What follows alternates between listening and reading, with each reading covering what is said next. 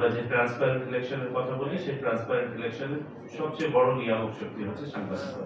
তো আপনারা আপনাদের জন্য আমাদের দরজা সবসময় খোলা থাকবে, যে কোনো সহযোগিতার জন্য আমাদের কাছে আসবেন।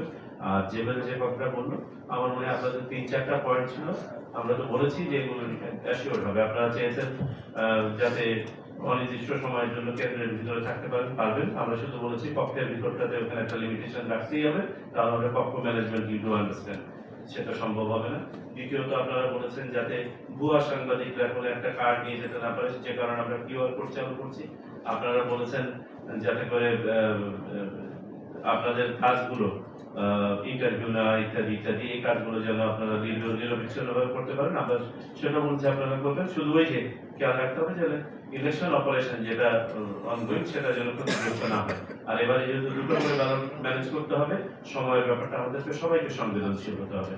আপনারা দেখেছেন যে আমরা একটা অনুশীলন করে দেখেছি যে এখানে গড়ে যদি আমরা একদম ভালো ফ্লো রাখতে পারি, তাও আমাদের 1.5 মিনিট করে লাগে একটা ভোটারের পরে একটা ভোটারকে কেন্দ্রে ঢুকতে। আর একটা voter on an average 3 minute 52 second করে সময় নিচ্ছে ভিতরে, অন এন এভারেজ। যে না পড়ে সিল দিচ্ছে তার কমপক্ষে 2 মিনিট লাগছে, আর যে পড়ে সিল দিতে যাচ্ছে সে 7-8 মিনিট পর্যন্ত নিয়ে নিচ্ছে।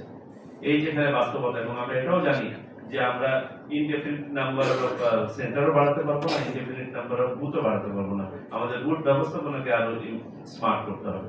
সো আমরা সেদিকেই হাঁটছি, সেটা করার চেষ্টা করছি। রবিবার দিন আমরা ফাইনাল ডিসিশন নিব ইনশাআল্লাহ কমিশন সভায়। বাংলাদেশের নির্বাচন ব্যবস্থা আমরা যদি বলি ব্যাপকভাবে ক্ষতিগ্রস্ত হয়েছে, সেই ক্ষতিগ্রস্ত নির্বাচন ব্যবস্থাকে আবার আমরা রিপেয়ার করে সঠিক অবস্থায় ফেরত আনতে চাচ্ছি। একটা ইমপ্লোডেড সিস্টেমকে আবার আমরা রিঅর্গানাইজ করে রিস্ট্রাকচার করার চেষ্টা করছি। সো এখানে আমি মনে করি কোনো একটি পক্ষে এটা করা সম্ভব না। এটা এটা এটা এটা একটা সমন্বিত উদ্যোগ হতে হবে, এটা একটা জাতীয় উদ্যোগ হতে হবে। এখানে নির্বাচন কমিশন থেকে শুরু করে সকল স্টেক হোল্ডার এবং পার্টনার, সেটা রাজনৈতিক দল হোক, ভোটার হোক, প্রতিষ্ঠান হোক, সাংবাদিক হোক, পর্যবেক্ষকরা হোক, এভরিওয়ান, সবার দায়িত্ব আছে।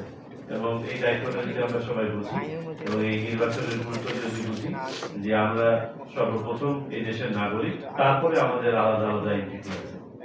আমাদের দেশের সাথে, আমাদের প্রজন্মের সাথে, আমাদের জাতির সাথে একটা ভালো নির্বাচন হতেই হবে, এর কোনো বিকল্প নাই। এবং সেখানে আমাদের যার যে ভূমিকাটা রাখা দরকার, সেটা যেন আমরা সচেতন ভাবে পালন করি।